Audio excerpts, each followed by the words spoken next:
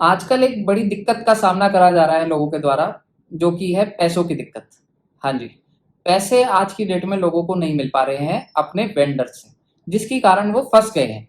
तो उनको उससे निकलने का रास्ता नहीं मिल पा रहा है कि हम लोग क्या करें? उन बेचारे लोगों ने अपना माल मैन्युफैक्चर कर कर के सामान बेच दिया है आगे, लेकिन बायर उनको पैसा नहीं देना चाहता। सर्विस प्रोवाइडर ने अपनी सर्विसेज़ रेंडर कर दी हैं, लेकिन उनको उनका बायर पैसा नहीं देना चाहता, क्योंकि उनके पास पैसा खुद भी नहीं है। क्योंकि मार्केट इस समय पूरी तरह से ब्लॉक है, कहीं पे काम हो नहीं रहा, तो उनके पास भी पैसा नहीं है जिससे कि वो आगे दे पाएँ। उस कारणवश सारी की सारी जो चेन है वो डिस्टर्ब है। तो इस डिस्टर्ब चेन के अंदर भी अगर आपको अपना पैसा निकलवाना है, आपको आपका पैसा लेना है, तो आप TREDS का पोर्टल का यूज़ कर सकते हैं। जी हाँ, ये वीडियो इसी बात पर है और इसी टॉपिक को आज हम डिस्कस करने वाले हैं। हो सकता है आपको ये टॉपिक अच्छा लगे, तो कृपया करके इस वीडियो को लाइक, शेयर एंड सब्सक्राइब कीजिएगा, ताकि और भी ज़्यादा लोगों को इसके बारे में जानकारी प्राप्त हो सके। तो मेरा नाम है सूरज पाहुजा, आपने देखना स्टार्ट कर दिया PSA, जो कि मेरे चैनल का नाम है। स्टार्ट करते हैं।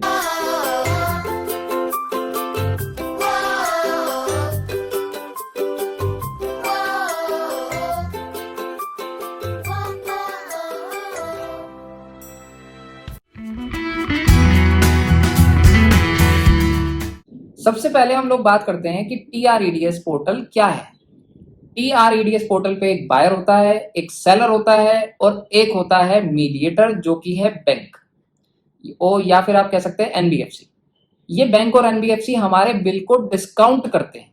बिल डिस्काउंट का मतलब होता है कि हमारा बिल सस्ते दामों पे खरीदते हैं। मान लीजिए मिस्टर एक्स जो है वो सेलर है और मिस्टर वाई जो है बायर है। मिस्टर एक्स ने माल बेच दिया मिस्टर वाई को, लेकिन मिस्टर वाई पैसा नहीं दे रहे हैं। तो मिस्टर वाई से पैसा ना मिलने के कारण मिस्टर एक्स TREDS पोर्टल पे पहुंचते हैं। वहां कहते हैं कि सर प्लीज मुझे पैसा दिलवा दीजिए। तो ये फाइनेंसर और जो NBFC इंस्टीट्यूशंस हैं वो अपनी बिड देते हैं। वो कहते हैं, वो पूछते हैं मिस्टर एक्स से, क्या आपने इनको माल मैन्युफैक्चर करके दिया था? वो कहता है हाँ जी, मैन्युफैक्चर करके दिया था। फिर फाइनेंसर पूछते हैं कि क्या आपका माल डिलीवर हो चुका है? वो कहते हैं हाँ जी हो चुका है। क्या आपके पास कुछ पैसे आए हैं? वो अगर उसके पास कोई पैसा आया होता है तो वो अपना बता देगा कि मेरे पास अभी 10 लाख में से 10,000 रुपए आए हैं, 1 लाख रुपए आए हैं, 2 लाख रुपए आए हैं। तो जो बैलेंस अमाउंट है उसका बिल डिस्काउंट हो जाएगा। ठीक है, यानी कि 10 लाख में से मान लीजिए 2 लाख रुपए मिस्टर एक्स को रिसीव हो चुके हैं, तो 8 लाख रुपए को वो डिस्काउंट कर देगा। मान लीजिए 8 लाख के उसने 7 लाख रुपए या 7.5 लाख रुपए दे दिए, तो वो उस पर्टिकुलर पोर्शन का बिल डिस्काउंट हो जाएगा जो NBFC है। उसके अलावा भी बैंक कई सारे क्वेरी कर सकता है, क्योंकि जो बैंक है और NBFC इंस्टीट्यूट है वो तभी उस बिल को डिस्काउंट करेंगे जब TREDS पोर्टल उस बिल को ओके कर देगा। बिल ओके का मतलब समझिए कि बिल कहीं फेक तो नहीं है। कई बार ऐसा भी कारण होता है ना कि लोग उसका गलत फायदा उठा सकते हैं इस वेबसाइट का। उस गलत फायदा ना उठाएं, तो इसलिए TREDS पोर्टल कई बार बिलों को रिजेक्ट भी कर देता है, ये समझ के कि ये जो बिल है वो एक्चुअल नहीं है, ये फर्जी बिल है और इस पे फर्जी काम हो रहे हैं। तो उस फर्जीवाड़े को रोकने के लिए इस बिलों को रिजेक्ट किया जाता है। आपको अपना बिल को एक्चुअल बताने के लिए प्रॉपरली सारी जानकारी देनी पड़ेगी TREDS पोर्टल को, ताकि वो इस बिल के अगेंस्ट में कई सारे आपके लिए फाइनेंसर और बिडर ढूंढ सके और आपका मिस्टर वाई से पैसा निकलवाने का पूरा पूरा प्रयास भी कर सके।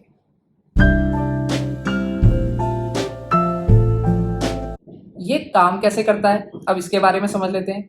TREDS पोर्टल पे जो मिस्टर एक्स हैं, यानी कि जो सेलर हैं, वो जाएंगे सबसे पहले और अपना बिल अपलोड करेंगे। सबसे पहले उन्हें रजिस्टर करना है इस वेबसाइट पे, और रजिस्टर करने के बाद में उनके पास अप्रूवल आएगी वेबसाइट की तरफ से कि हाँ जी आप अब यहाँ पर सेलर के तौर पे रजिस्टर हो चुके हैं।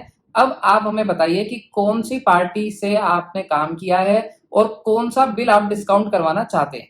अब वो बिल जब वो अपलोड करते हैं उस वेबसाइट के ऊपर, तो उस अपलोड करने के बाद में जो TREDS पोर्टल है उस बिल की चेकिंग करता है कि कोई ये बिल फेक तो नहीं अपलोड कर रहा, या कोई और तरीके से हमारे से ये बिल डिस्काउंट गलत तरीके से तो नहीं करवाना चाहते। तो उस बिल की पहले चेकिंग होती है।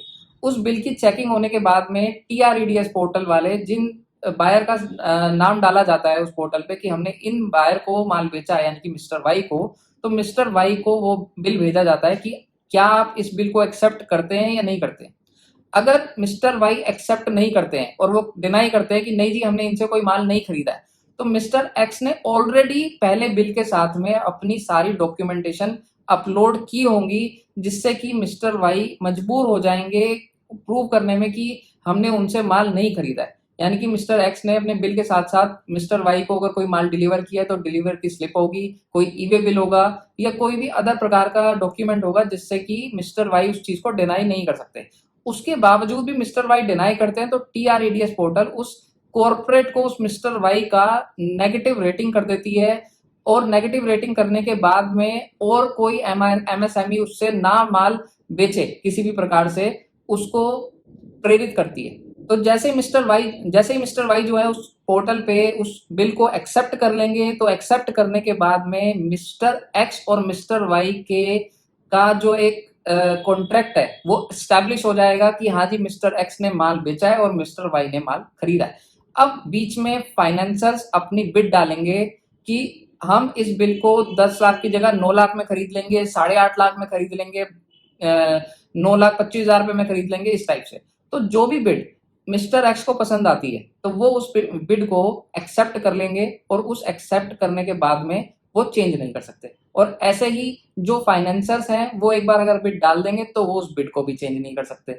यानी कि अगर उन्होंने 9,25,000 रुपए डाल दिया और उसके बाद उनका मन किया नहीं जी 9,25 नहीं, मैं तो 9 में ही डालता, मेरा तो काम हो जाता 9 में, तो वो 9 लाख रुपए वो नहीं चेंज कर सकते। उसके बाद में उनका क्या प्रॉफिट हुआ फाइनेंसर्स का, ये 75,000 रुपए उनके बच जाएंगे जब भी कॉर्पोरेट उन्हें पैसा देगा। कॉर्पोरेट उन्हें हमेशा पैसा देगा ही देगा, क्योंकि अगर वो पैसा नहीं देगा तो वो उनकी फिर से जो क्रेडिट रेटिंग है वो नेगेटिव हो जाएगी, उनकी जो गुडविल है उसका लॉस हो सकता है उनका। अब कुछ क्वेरीज हैं लोगों की जो हम डिस्कस कर सकते हैं इसके अंदर। सबसे पहली क्वेरी बनती है कि क्या जो बायर है उससे अगर पैसा हम नहीं ले रहे तो बैंक लेगा? जी हाँ, बैंक लेगा। दूसरे नंबर पे क्वेरी है कि अगर हमने उसकी डील एक्सेप्ट कर ली बैंक की कि भाई मुझे 10 लाख के जगह पे मुझे 9 लाख रुपए दे दो, मुझे कोई दिक्कत नहीं है, 1 लाख रुपए आप अपना प्रॉफिट कमाओ और उस पार्टी से लो, हमें कोई दिक्कत परेशानी नहीं है। तो उस केस में क्या हमारे को कोई इंटरेस्ट रेट कोई इस फाइनेंस इंस्टीट्यूशन को देना पड़ेगा या नहीं देना पड़ेगा? हमें कोई ब्याज नहीं देना। हमारा किस्सा उसी दिन खत्म हो जाएगा जब हमने 10 लाख का बिल 9 लाख में बेच दिया। हमने तो अपना बिल बेच दिया, हमारा माल जा चुका है, हमारी पेमेंट रुकी हुई थी, उस पेमेंट को निकलवाने के लिए हमने बीच में एक फैक्टरिंग यूनिट लगवा ली। फैक्टरिंग यूनिट यानी कि TRADS पोर्टल का यूज किया और उससे हमने अपना बिल अपलोड करके बेच दिया, और उससे पैसा लेके हम लोग एग्जिट ले लेते हैं। उसके बाद बैंक जाने और जिसको हमने माल बेचा है वो जाने, यानी कि मिस्टर वाई और बैंक के बीच में कॉन्ट्रैक्ट एस्टैब्लिश हो जाता है कि अब वो जानते हैं, हम उसका कोई मतलब नहीं।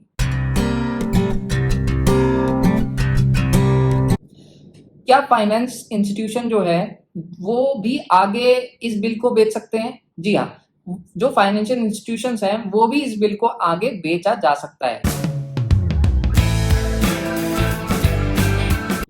एक क्वेरी और बनती है लोगों की कि हमारा जो बिल है वो क्यों एक्सेप्ट करेगा हमारा बायर? उसे करना ही पड़ेगा, क्योंकि अगर वो नहीं करता है तो उसकी क्रेडिट रेटिंग TRADS पोर्टल गिरा देगा और MSME को बोलेगा कि भाई साहब इस पार्टी से मत काम करना, ये पार्टी गलत है। मतलब कि उसके RBI के पोर्टल पे डाल देगा कि भाई साहब ये पार्टी गलत है, इस पार्टी से कोई काम ना करे MSME। अगर वो काम करती है तो वो अपने रिस्क पे करे, हमारी रिस्क पे ना करे। एक क्वेरी बनती है लोगों की, हम इस TRADS पोर्टल पे कैसे अप्लाई कर सकते हैं? अप्लाई करना बहुत इजी है। आपको मैं 3 वेबसाइट बता रहा हूँ। तीनों वेबसाइट जो है आपकी डिस्क्रिप्शन बॉक्स में भी आ जाएंगी। डिस्क्रिप्शन बॉक्स पे जाइएगा और वहां पर TRADS की तीनों वेबसाइट है जहां पर आप रजिस्टर करके इन बिलों को अपलोड कर सकते हैं और वहां से बिड ले सकते हैं, और जो भी बिड आपको पसंद आए उसके हिसाब से आप अपना बिल बेच सकते हैं। एक क्वेरी आती है लोगों की कि इसमें कौन कौन व्यक्ति अप्लाई कर सकते हैं? इसमें सिर्फ MSME इंस्टीट्यूशंस ही अप्लाई कर सकते हैं और कोई इंस्टीट्यूशन इसको नहीं अप्लाई कर सकते।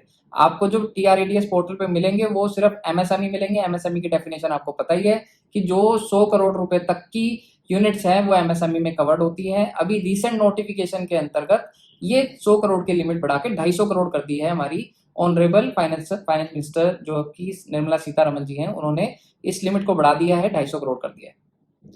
एक क्वेरी बनती है लोगों की, एमएसएमई किसे कहते हैं? एमएसएमई की कंप्लीट जानकारी मेरे चैनल पे अवेलेबल है, आपको वीडियो का डिस्क्रिप्शन में लिंक मिल जाएगा, वो भी आप चेक कर सकते हैं। होपफुली आपको एमएसएमई और टीआरईडीएस पोर्टल के बारे में जानकारी प्राप्त हो गई होगी, और अगर नहीं हुई है तो आप मुझे कांटेक्ट भी कर सकते हैं और पूरी जानकारी ले सकते हैं। मेरा फ़ोन नंबर आपको डिस्क्रिप्शन बॉक्स में मिल जाएगा, और आप आपको अगर ये इन्फॉर्मेशन अच्छी लगी है तो कृपया इस वीडियो को लाइक, शेयर और सब्सक्राइब कीजिएगा, ताकि और भी लोगों तक ये जानकारी पहुंचे। धन्यवाद।